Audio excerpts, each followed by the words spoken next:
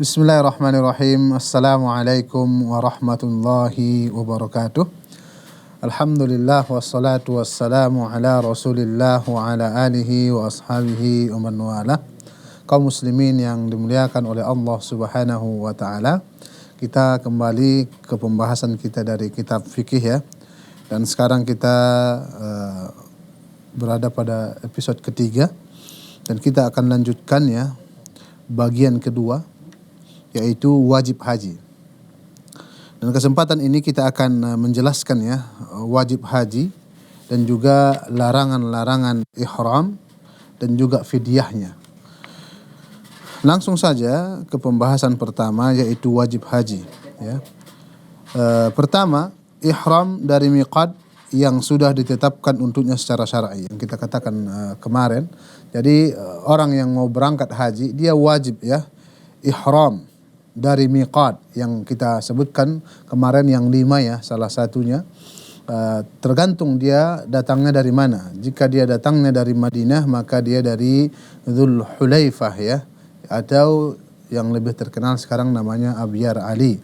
Dan orang yang datang dari selatan umpamanya dari Yaman maka dia ihramnya dari Yalamlam atau yang lebih terkenal sekarang dengan nama As-Sa'diyah. Jadi dia harus ihram dari miqat tersebut. Ini wajib yang pertama ya, wajib haji yang pertama. Kemudian wajib haji yang kedua, wukuf di Arafah sampai malam bagi siapa yang datang ke sana siang hari ya. Ada orang datang ke Arafah itu siang hari, maka diwajibkan bagi dia sampai malam. Kapan dikatakan malam? Ketika matahari telah tenggelam ya, atau masuknya waktu salat maghrib. Karena Nabi Muhammad SAW wukuf sampai matahari terbenam. Jelas, wukuf tanggal 9 Zulhijjah itu Rasulullah wukuf sampai matahari terbenam. Sebagaimana akan hadir dalam sifat haji beliau. Ya, ini nanti akan kita jelaskan dalam materi sifat haji atau tata cara haji. Dan beliau Rasulullah SAW bersabda, "Khudhu anni manasikakum," ya, jelas. Rasulullah mengatakan, ambillah manasik kalian dariku. Jelas. Jadi haji ini harus kita ambil tata caranya dari Nabi Muhammad SAW. Kemudian wajib yang ketiga ya, bermalam di Muzdalifah pada malam penyembelihan sampai pertengahan malam ya. Bila dia sampai di Muzdalifah sebelum itu ya, sampai pertengahan malam. Jadi yang wajib itu adalah sampai pertengahan malam. Namun sangat dianjurkan ya sampai pagi ya. Dan pertengahan malam bagi orang-orang yang mungkin lemah dan ingin bersegera ya berangkat ke Mina, maka itu dibolehkan ya. Dan ini berdasarkan perbuatan Nabi SAW ya, sebagaimana disebutkan dalam beberapa hadis. Kemudian wajib yang keempat adalah bermalam di Mina pada malam hari-hari tasyrik, yaitu tanggal 11, 12 ya, dan 13 seperti itu. Jadi dia bermalam dari tanggal 10 ya, dia sudah di Mina. Kemudian 11, 12 ya, bagi orang yang mau bersegera boleh ya. Kemudian jika masih sanggup berada di Mina, maka sangat dianjurkan sampai tanggal 13 Zulhijjah. Kemudian yang kelima, melempar jamarat ya. Jamarat itu ada 3. Yang pertama jumratul sugra ya, yang sugra. Kemudian yang wusta yang berada di tengah. Kemudian yang kubra ya, secara berurutan seperti itu. Itu setiap hari 7 kali ya. Setiap hari 7 kali untuk jumrah itu. Berarti jumrah wusta, jumrah sugra 7 ya, jumrah wusta 7, jumrah kubra 7 selama 3 hari bagi orang yang mau menyempurnakan dan 2 hari bagi orang yang ingin bersegera pulang ke negerinya. Kemudian yang keenam, mencukur atau menggundul rambut kepala. Ya, setelah selesai, maksudnya dan ini nanti ada penjelasannya, apakah seorang itu ya, atau kapan dia dibolehkan mencukur rambutnya. Tentunya memang pada tanggal 10 itu. Kapan? Apakah sebelum melempar jumrah atau setelah melakukan 2 dari 3, dan itu nanti akan kita jelaskan yang jelas.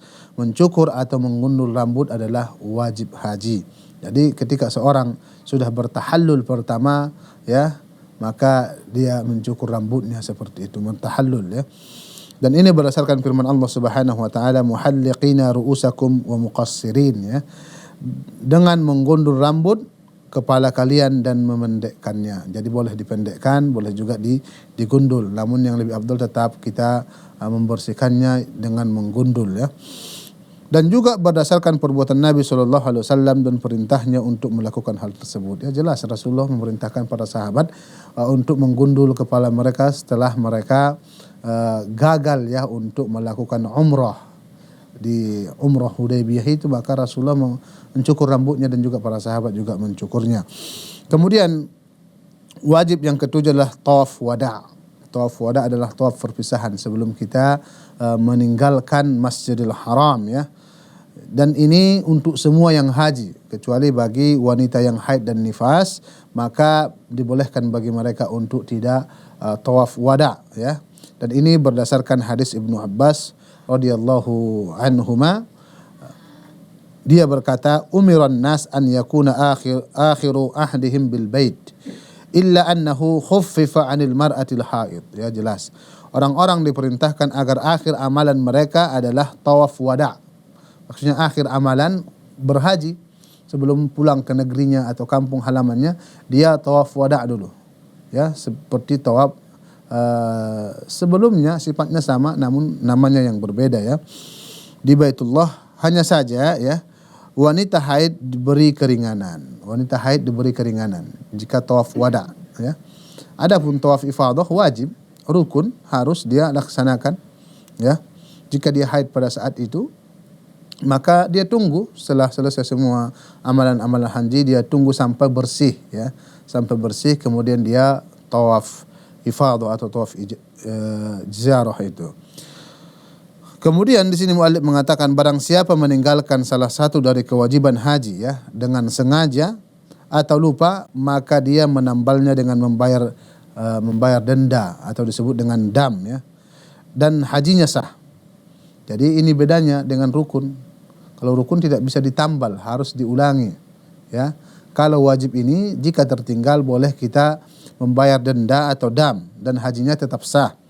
Dan ini berdasarkan ucapan Ibnu Abbas radhiyallahu anhuma, bahwasanya dia berkata, man nasiya min nusukihi syai'an aw tarakahu falyuriq daman, ya.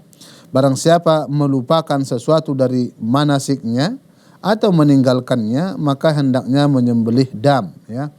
Dan hadis ini diriwayatkan oleh Al-Imam Darul Qutni, ya, dan juga Al-Imam Al-Baihaqi dan juga imam-imam yang lain.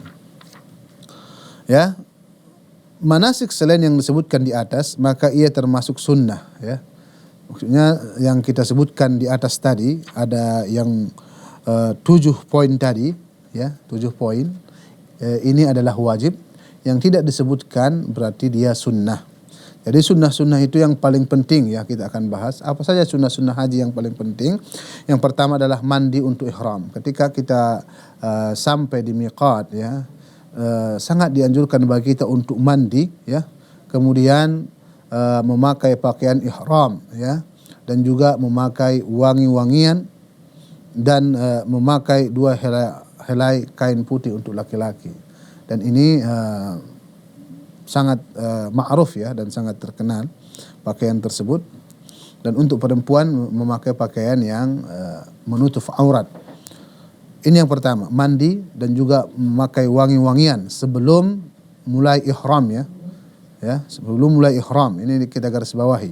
Adapun ketika sudah mulai ihram maka ini tidak dilarang, dan nanti akan kita bahas pada larangan-larangan ihram, ya.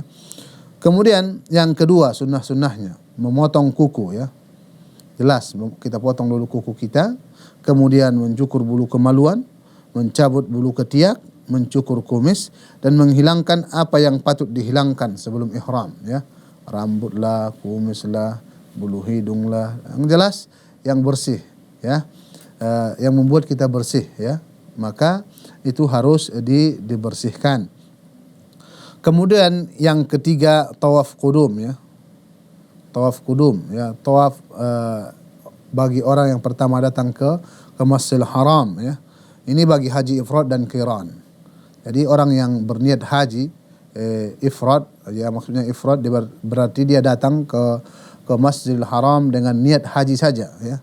Adapun yang qiran dia datang dengan niat haji dan umrah sekalian ya, dalam satu perjalanan seperti itu.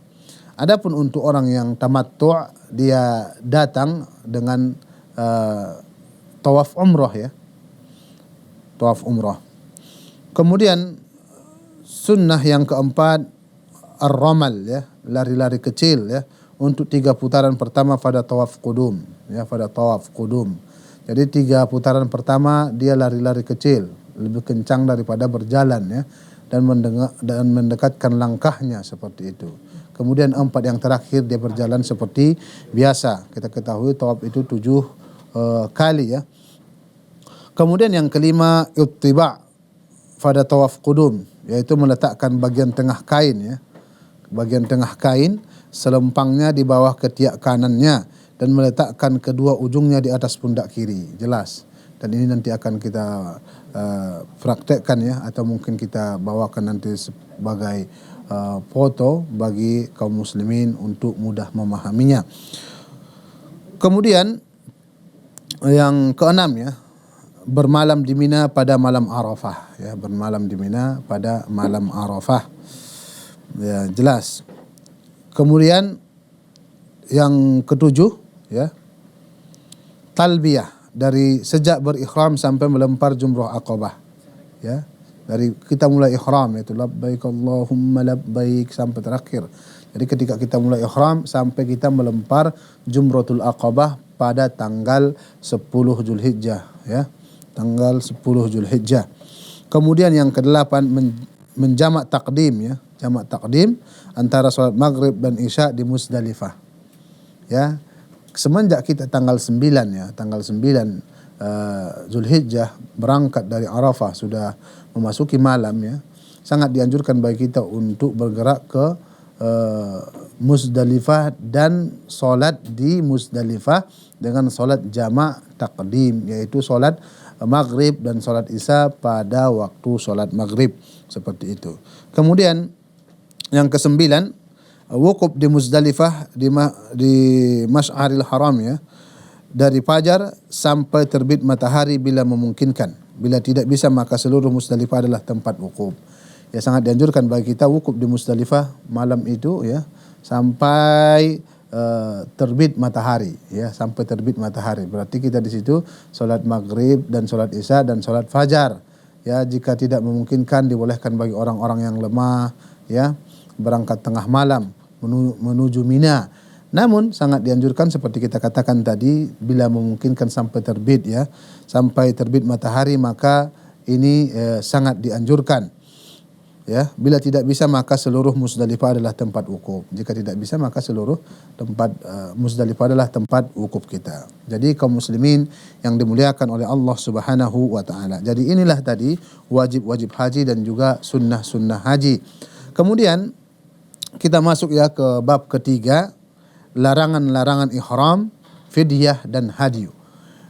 Dan kesempatan ini kita hanya membahas tentang larangan-larangan ihram dan juga fidyahnya. Ya, muallif mengatakan bab ini terdiri dari beberapa bagian. Bagian pertama, larangan ihram. Larangan ihram adalah hal-hal yang tidak dibolehkan dilakukan oleh orang-orang yang sedang berihram berdasarkan syariat ya. Jadi tidak boleh dilakukan dan jumlahnya itu 9. Jadi ketika kita berihram, sudah mulai ihram ya dan berniat dari miqat, maka yang 9 ini tidak boleh kita lakukan. Yang pertama, memakai pakaian berjahit ya, memakai pakaian berjahit, yaitu pakaian yang potongannya dibentuk sesuai dengan ukuran badan atau anggotanya, berupa celana, baju dan lainnya, kecuali bagi orang yang tidak mempunyai kain sarung, maka dia boleh memakai celana ya. Maka boleh memakai celana seperti itu. Ada yang jelas untuk laki-laki ya tidak boleh memakai pakaian yang berjahit. Untuk perempuan dia memakai pakaian yang menutup aurat, ya. Larangan ini kita katakan tadi ya, larangan ini khusus bagi laki-laki ya. Adapun wanita maka dia boleh memakai pakaian sesuai dengan kehendaknya kecuali niqab ya, kecuali cadar dan sarung tangan sebagaimana yang akan kita jelaskan selanjutnya. Kemudian larangan yang kedua ya, memakai wangi-wangian pada badan dan juga pakaian. Jadi setelah kita berangkat ihram maka tidak boleh lagi kita memakai wangi-wangian baik untuk badan kita ataupun pakaian yang kita pakai tersebut. Demikian juga menciumnya secara sengaja. Tidak boleh kita cium secara sengaja. Namun dia boleh mencium sesuatu yang memiliki bau harum dari tumbuh-tumbuhan di bumi seperti bunga umpamanya. Seperti bunga, karena itu tidak bisa dikatakan dengan wangi-wangian ya. Dia boleh bercelak dengan sesuatu yang tidak berbau wangi. Jadi bercelak juga boleh baik perempuan atau laki-laki ya, namun yang tidak memiliki bau wangi. Kemudian larangan ihram yang ketiga adalah memotong rambut dan kuku. Ya. Baik laki-laki maupun wanita, dia boleh mandi dengan keramas ya, dengan lembut. Ya, dan bila kukunya patah maka dia boleh membuangnya. Yang jelas tidak sengaja terpotong. Ya. Kalau patah umpamanya maka dia buang seperti itu. Yang jelas tidak disengaja. Kemudian yang keempat, menutup kepala bagi laki-laki dengan sesuatu yang lekat. Maksudnya menempel ya, seperti topi, lobe ya. Namun seorang muhrim atau orang yang berihram boleh berteduh di bawah tenda, di bawah pohon atau yang seperti itu. Seorang muhrim atau orang yang berangkat haji atau umrah itu boleh memakai payung ketika ada keperluan. Jadi boleh memakai payung karena itu bukan lengket di kepala. Seorang wanita dilarang menutup wajahnya dengan sesuatu yang dipasang di wajahnya seperti niqab dan burqa ya, sejenis cadar. Namun wanita tetap wajib menutup wajahnya dengan kain kerudung ya. Kerudung saat ada laki-laki asing. Jadi ketika haji dan umrah memang tidak dianjurkan memakai cadar ya. Namun ketika ada laki-laki asing maka sangat dianjurkan bagi dia untuk menutup mukanya dengan jilbabnya umpamanya seperti itu. Wanita tidak boleh memakai sarung tangan ya. Sama halnya dengan laki-laki juga ya. Wanita boleh memakai pakaian yang sesuai dengan maksudnya sesuai dengannya yang dikehendakinya ya. Barang siapa memakai wangi-wangian atau menutup kepalanya atau memakai pakaian berjahit karena kejahilan, maksudnya tidak tahu ilmunya atau lupa ya, atau dipaksa, mungkin ada orang yang memaksa dia pakai ini mungkin ya, maka tidak ada dosa baginya ya. Ini berdasarkan sabda Nabi Muhammad sallallahu alaihi wasallam. Ufiya li ummatil khata' wan nisyan wa mastukrihu alaih. Artinya apa? Dimaafkan untuk umatku suatu kesalahan ya, lupa dan apa yang dipaksakan terhadapnya. Jadi jika dia memakai topi ya karena jahil, karena tidak memiliki ilmu atau lupa atau dipaksa, maka tidak ada dosa baginya. Kaum muslimin yang dimuliakan oleh Allah Subhanahu wa taala ya. Namun ya, bila ada orang yang jahil ya dan sudah mengetahui ketidaktahuannya atau orang yang lupa sudah teringat atau paksaan terhadap dirinya telah hilang, maka dia harus mencegah kesinambungan larangan ini ya. Jika dia sudah tahu maka tidak boleh lagi dia pakai seperti itu. Kemudian larangan yang kelima, akad nikah untuk diri sendiri dan juga orang lain. Jadi orang yang ihram itu tidak boleh akad nikah ataupun dijadikan sebagai wakil untuk orang lain untuk menikah seperti itu, maka tidak dibolehkan. Kemudian yang keenam, berhubungan suami istri. Ya, tidak boleh berhubungan suami istri atau jima pada kemaluan, dan ia merusak haji ketika dilakukan sebelum tahallul awal sekalipun sesudah wukuf di Arafah, yang membatalkan haji, maka hati-hati ya. Yang ketujuh, bercumbu pada selain kemaluan ya, tanpa berhubungan badan, tidak merusak manasik haji, maka hajinya tidak rusak ya. Demikian juga mencium, meraba dan melihat dengan syahwat, maka ini adalah larangan-larangan ihram. Kemudian yang kedelapan, membunuh dan berburu hewan buruan darat, ya.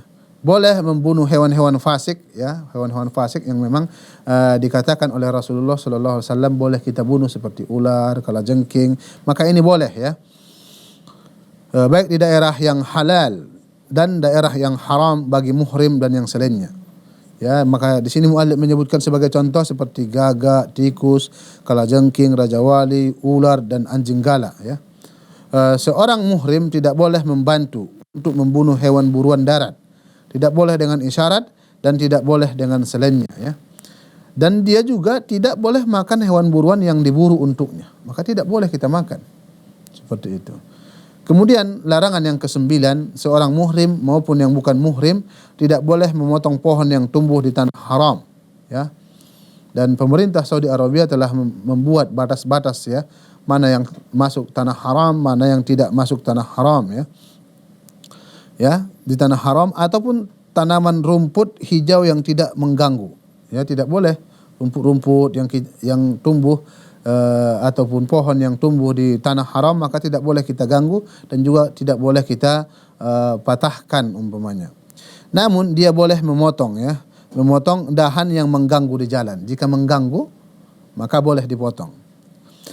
Dan dikecualikan dari pohon yang tidak boleh dipotong di tanah haram adalah pohon izkhir, ya, dan tanaman yang ditanam oleh manusia berdasarkan ijma, maka tidak boleh.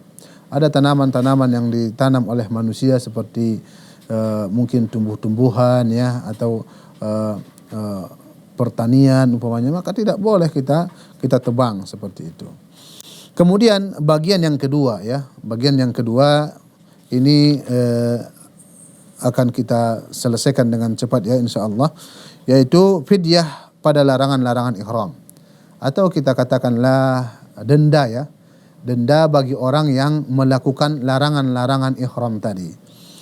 Yang pertama, untuk orang yang mencukur, ya, rambut, memotong kuku, memakai pakaian berjahit dan wangi-wangian, menutup kepala, mengeluarkan air mani karena melihat atau bercumbu tanpa mengeluarkan air mani, ya. Fidyahnya adalah memilih satu dari 3 perkara, ya, satu dari 3 perkara boleh dia pilih. Jadi orang-orang yang kita katakan tadi, yang pertama berpuasa 3 hari, ya, berpuasa 3 hari, baik pada ayyamut tasyrik dibolehkan bagi dia jika memang dia mau bersegera pulang. Kemudian yang kedua boleh dia pilih memberi makan 6 orang miskin, 6 orang, ya, 6 orang fakir miskin yang berada di Masjidil Haram ataupun di luar Masjidil Haram, ya. Kemudian pilihan yang ketiga atau menyembelih kambing, ya, menyembelih kambing. Dan ini berdasarkan sabda Nabi SAW kepada Ka'ab bin Ujrah radhiyallahu anhu saat kutu di kepalanya mengganggunya, ya. Saat ada kutu di kepalanya mengganggunya, kemudian Rasulullah mengatakan ihlik ra'sak wa sum 3 ayyam au at'im 6 masakin awin suk bisyah, ya. Kita katakan orang yang haji tidak boleh memotong rambutnya, tapi karena kutu yang mengganggunya Rasulullah mengatakan cukurlah rambut kepalamu, ya, dan berpuasalah 3 hari atau berilah makan 6 orang fakir miskin atau sembelihlah seekor kambing. Jelas, ya. Dan hadis ini diriwayatkan oleh Al-Imam Bukhari dan juga Al-Imam Muslim. Perbuatan-perbuatan lainnya, ya, dikiaskan kepadanya karena ia diharamkan dengan sebab ihram dan tidak merusak haji, ya. Di sini kan hadis ini berbicara tentang memotong rambut. Namun kita katakan tadi yang memotong kuku, ya, memakai pakaian berjahit dikiaskan kepada hadis ini. Kemudian yang kedua, ya. Yang kedua, untuk membunuh hewan buruan, kita katakan orang yang membunuh hewan buruan maka pembunuhnya diberikan pilihan. Dia membunuh hewan buruan atau berburulah ketika dia sudah ihram, ya.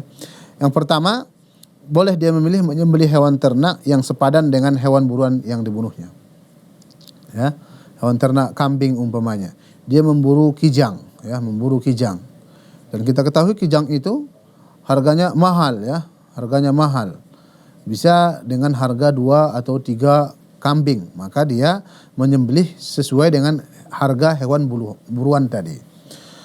Atau boleh juga dia memilih yang kedua, ya, atau menghitung harga hewan sepadan dengannya di tempat dia membunuh dan dia membeli makanan pokok yang sah dalam zakat fitrah seharga hewan sepadan. Ya, seharga hewan yang dia buru tadi. Lalu dia memberi makan setiap satu orang miskin atau satu mud beras gandum atau setengah sok dari selain beras gandum seperti kurma atau jawud ya.